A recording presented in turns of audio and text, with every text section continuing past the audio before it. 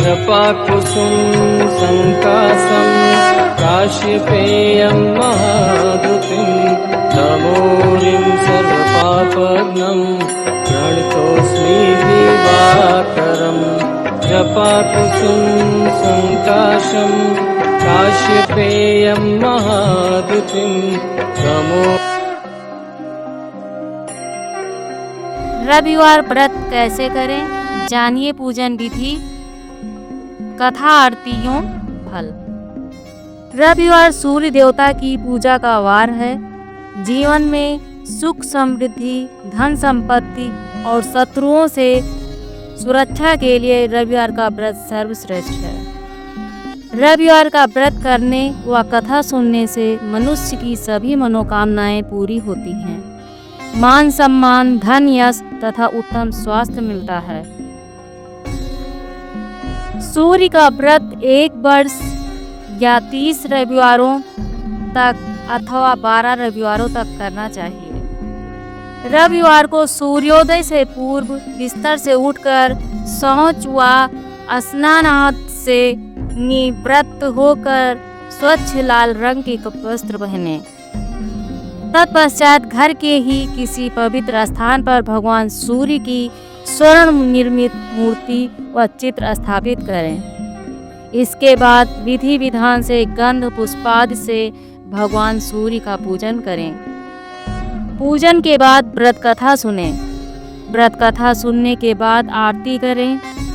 तत्पश्चात सूर्य भगवान का स्मरण करते हुए ओम होम ह्रीं हूं सह सूर्याय नमः इस मंत्र का 12 या 5 अथवा 3 माला जप करें। जप के बाद शुद्ध जल, रक्त, चंदन, अक्षत, लाल पुष्प और दूर्वा से सूर्य को अर्घ्य दें। सात्विक भोजन व फलाहार करें। भोजन में गेहूं की रोटी, दलिया, दूध, दही, घी और चीनी खाएं। रविवार के दिन नमक नहीं खाएं। आइए भक्तों, रविवार व्रत की पौराणिक कथा सुनते हैं। प्राचीन काल में एक बुढ़िया रहती थी। वह नियमित रूप से रविवार का व्रत करती। रविवार के दिन सूर्योदय से पहले उठकर बुढ़िया स्नानादि से निवृत्त होकर आंगन को गोबर से लीपकर स्वच्छ करती। उसके बाद सूर्य भगवान की पूजा करते हुए रविवार व्रत कथा सुनकर सूर्य भगवान का भोग लगाकर दिन में एक समय भोजन करती। सूर्य भगवान की अनुकंपा से बुढ़िया को किसी प्रकार की चिंता एवं कष्ट नहीं था। धीरे धीरे उसका घर धन धान से भर रहा था। उस बुढ़िया को सुखी होते देख उसकी पड़ोसन उससे जलने लगी। बुढ़िया ने कोई गाय नहीं पाल रखी थी, अतः वह अपनी पड़ोसन के आंगन में बंधी गाय का गोबर लाती थी। पड़ोसन ने कुछ सोचकर अपनी गाय को घर के भीतर बांध दिया। रविवार को गोबर न मिलने से बुढ़िया अपना आंगन नहीं लीप सकी। आंगन न लीप पाने के कारण उस बुढ़िया ने सूर्य भगवान को भोग नहीं लगाया और उस दिन स्वयं भी भोजन नहीं किया। सूर्यास्त होने पर बुढ़िया भूखी प्यासी सो गई। रात में भगवान ने उसे स्वप्न में दर्शन दिए और भोजन न बनाने तथा भोग न लगाने का कारण पूछा। बुढ़िया माँ ने कहा, आज मुझे घर लीपने के लिए गाय का गोबर नहीं मिला, जिससे हमारा घर शुद्ध नहीं हुआ, जिससे मैं खाना भी नहीं बना पाई और न ही आपको भोग लगा पाई। तब भगवान ने कहा, माता, हम तुमको ऐसी गाय देते हैं जिससे सभी इच्छाएं पूर्ण होती हैं, क्योंकि तुम हमेशा रविवार को गाय के गोबर से घर लीपकर भोजन बनाकर मेरा भोग लगाकर खुद भोजन करती हो। इससे मैं खुश होकर तुमको यह वरदान देता हूँ तथा अंत समय में मोक्ष देता हूँ। स्वप्न में ऐसा वरदान में देकर भगवान अंतर्ध्यान हो गए और जब वृद्धा की आँख खुली तो वो देखती है कि आंगन में एक अति सुंदर गाय और बछड़ा बंधे हुए हैं। वह गाय और बछड़े को देखकर अत्यंत प्रसन्न हुई और उनको घर के बाहर बांध दिया। वहीं खाने का चारा डाल दिया।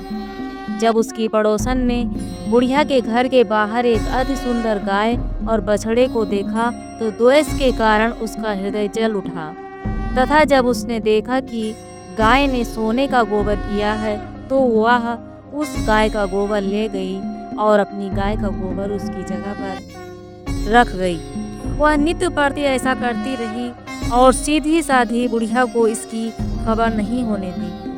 तब सर्वव्यापी ईश्वर ने सोचा कि चालाक पड़ोसन के कर्म से बुढ़िया ठगी जा रही है। भगवान ने संध्या के समय अपनी माया से बड़े जोर की आंधी चला दी। बुढ़िया ने आंधी के भय से अपनी गाय को घर के भीतर बांध लिया। प्रातः काल उठकर जब वृद्धा ने देखा कि गाय ने सोने का गोबर दिया है तो उसके आश्चर्य की सीमा न रही और वह प्रतिदिन गाय को घर के भीतर बांधने लगी। उस बुढ़िया के धनी होने से पड़ोसन बुरी तरह जल भूनकर राख हो गई और उसने अपने पति को समझा बुझाकर उसे नगर के राजा के पास भेज दिया। उस देश के राजा की सभा में जाकर कहा, महाराज, मेरे पड़ोस में एक वृद्धा के पास ऐसी गाय है जो आप जैसे राजाओं के ही योग्य है। वह रोज सोने का गोबर देती है, उस सोने से प्रजा का पालन कीजिए। वह वृद्धा इतने सोने का क्या करेगी? राजा ने यह बात सुन अपने दूतों को वृद्धा के घर से गाय लाने की आज्ञा दी। वृद्धा प्रातः ईश्वर का भोग लगा भोजन ग्रहण करने ही जा रही थी कि राजा के कर्मचारी गाय खोल कर ले गए। वृद्धा काफी रोई चिल्लाई, किंतु कर्मचारियों के समक्ष कोई क्या करता।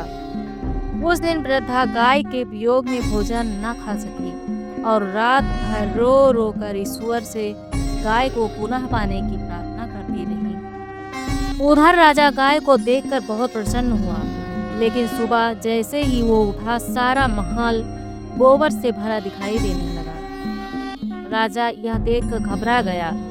भगवान ने रात में राजा से स्वप्न में कहा, राजा, गाय वृद्धा को लौटाने में ही तेरा भला है। उसके रविवार के व्रत से प्रसन्न होकर मैंने उसे गाय दी थी।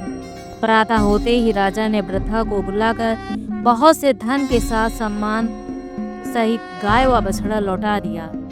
उसकी पड़ोसन को बुलाकर उचित दंड दिया गया। इतना करने के बाद राजा के महल से गंदगी दूर हो गई। उसी दिन से राजा ने नगर निवासियों को आदेश दिया कि राज्य की तथा अपनी समस्त मनोकामनाओं की पूर्ति के लिए रविवार का व्रत करो। व्रत करने से नगर के लोग सुखी जीवन व्यतीत करने लगे। कोई भी बीमारी था, प्रकृति का प्रकोप उस नगर पर नहीं होता था। सारी प्रजा सुख से रहने लगी।